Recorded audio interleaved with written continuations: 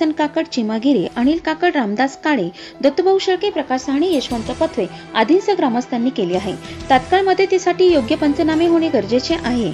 मात्र पाऊस बंद झाल्यानंतर शेतकरी वर्ग पुन्हा आपली कामे सुरू करतो.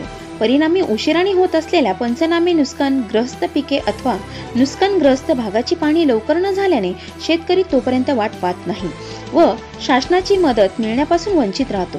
त्यातच आता ई पीक पाहणीची भर पडल्याने बहुतांश शेतकऱ्यांकडे अजून अँड्रॉइड मोबाईल नाही अथवा त्यांच्या बांधावर मोबाईलसाठी कनेक्टिव्हिटी नाही. त्यामुळे बहुतांश भागात मोबाईलला इंटरनेट रेंज मिळत नसल्याची समस्या आहे.